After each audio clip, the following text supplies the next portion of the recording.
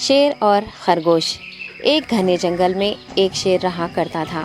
وہ تمام جنگل کا بادشاہ تھا، لیکن وہ بادشاہ جیسے پیش نہیں آتا تھا۔ ہر دن بے رحمی سے جنگل کے جانوروں کو کھا جایا کرتا تھا۔ شیر کے خوف سے جنگل کے جانور چھپ جایا کرتے تھے اور خود اپنی بھوک و پیاس کو مار کر سخت مشکلات سے دوچار ہونے لگے تھے۔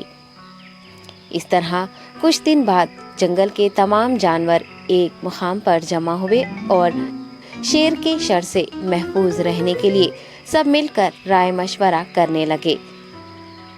سب نے اپنی اپنی بات رکھی اور آخر میں ایک گیدڑ نے کہا، میرا خیال ہے کہ ہم روز شیر کے ہاتھوں مرنے کے بجائے ہم خود ایک بار شیر کے پاس چلے جائیں۔ اس طرح روزانہ شیر کسی ایک کو کھا لے گا اور ہم سب اپنی اپنی باری سے چلے جائیں گے اور بلا خوف و ڈر سکون سے زندگی گزاریں گے۔ گیدڑ کے مشورے پہ تمام جانور رضامند ہو گئے۔ ایک بندر نے کہا، ٹھیک ہے، تمہاری بات بالکل درست ہے۔ موت کا خوف کرنے کے بجائے اپنی باری آنے تک ہم اطمینان و سکون کی زندگی گزار سکیں گے۔ جانوروں کی بات چیت مکمل ہونے کے بعد خود گیدڑ نے شیر کے پاس جا کر یہ ساری بات بتائی۔ گیدڑ کی باتیں سننے کے بعد شیر نے کہا، میں بادشاہ ہوں، اس لیے تم سب کی بات مان رہا ہوں، لیکن ایک بات غور سے سن لو۔ اگر کسی دن مجھے جانور ملنے میں تاخیر ہو جائے تو میں خاموش نہیں بیٹھوں گا اور دوبارہ تم سب پر حملہ کرنا شروع کروں گا۔ شیر نے بڑے غصے سے یہ سب کہا۔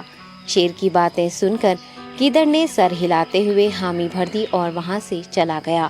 اس دن کے بعد ایک ایک جانور بلا ناغہ اپنی اپنی باری کے مطابق شیر کے پاس جانے لگے اور شیر سکون سے اپنے پاس آنے والے جانوروں کو مار کر اپنی بھوک مٹانے لگا۔ یہ معاملہ ایسے ہی چل رہا تھا اور ایک دن شیر کے پاس جانے کی باری ایک خرگوش کی آئی۔ وہ خرگوش بہت ہی ہوشیار تھا۔ اسے شیر کے پاس جانا منظور نہیں تھا اور اس نے اپنے ساتھی جانوروں کو بے رحمی سے مارنے والے شیر کو سبق سکھانے کی ٹھان لی اور ایک اچھی تدبیر نکال کر آہستہ آہستہ شیر کی گفا کے پاس پہنچ گیا اور خرگوش کو دیکھ کر غصے سے کہنے لگا، میں نے تم سب کو پہلے ہی کہہ دیا تھا، دیر ہو جائے تو میں خاموش نہیں بیٹھوں گا۔ تم نے وعدہ خلافی کی ہے، اس لیے میں جنگل جا کر من چاہے جانور کا شکار کر کھا جاؤں گا۔ تب خرگوش نے شیر سے کہا، معاف کر دیجیے بادشاہ سلامت، غلطی ہو گئی اور اس کا ایک واجب سبب ہے۔ اطمینان رکھیے، میں بیان کرتا ہوں، آپ سنیے اور اس کے بعد آپ آرام سے مجھے مار کر کھا لیں۔ شیر نے پھر غصے سے کہا، وہ کیا بات ہے، جلدی بتاؤ۔ خرگوش نے کہا، بادشاہ سلامت، میں آپ کے پاس آ رہا تھا اور راستے میں مجھے ایک شیر مل گیا اور مجھے مارنے کے لیے آگے بڑھنے لگا۔ میں نے آپ کی بہادری کی بات اس شیر کے سامنے رکھی، لیکن وہ شیر آپ کے بارے میں بہت برا بھلا کہنے لگا۔ یہ سن کر میں نے غصے سے کہا، تم ہمارے جنگل کے نہیں ہو، ہمارے بادشاہ کے بارے میں ایسی باتیں مت کہو۔ یہ سن کر وہ شیر مجھ پر حملہ کرنے کے لیے تیار ہو گیا۔ یہ دیکھ کر میں نے کہا، تم مجھے مارو گے تو ہمارے بادشاہ تمہیں ہرگز نہیں بخشیں گے۔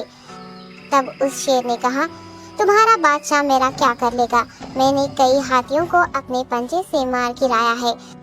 تمہارا بادشاہ ہو یا کوئی اور ہو، میرے ہاتھوں بچ نہیں سکتا اور میرے سامنے کوئی ٹک نہیں سکتا۔ میں اسے ختم کروں گا۔ یہ سب بدتمیزی کرنے لگا۔ میں نے اس شیر سے کہا، تم ہمارے بادشاہ سے آ کر بات کرو۔ تب اس نے فخر سے کہا، میں کیوں آؤں؟ تمہارے بادشاہ میں دم ہے تو اسے ہی یہاں لے کر آؤ۔ یہ کہہ کر مجھے دبانے لگا۔ بادشاہ سلامت، اسی لیے آنے میں تاخیر ہو گئی۔ یہ سنتے ہی شیر غصے سے کہنے لگا، چلو ابھی چلتے ہیں، اسے ختم کر دوں گا۔ یہ سننے کے بعد خرگوش نے شیر کو جنگل کے درمیان موجود ایک کنویں کے پاس لے گیا۔ خرگوش نے کہا، بادشاہ اس کے اندر دیکھیے، وہ وہاں آپ کا بے صبری سے انتظار کر رہا ہے، آپ اسے اچھا سبق سکھائیے۔ شیر غصے سے فوراً کنویں میں جھانکنے لگا اور زور سے دہاڑنے لگا۔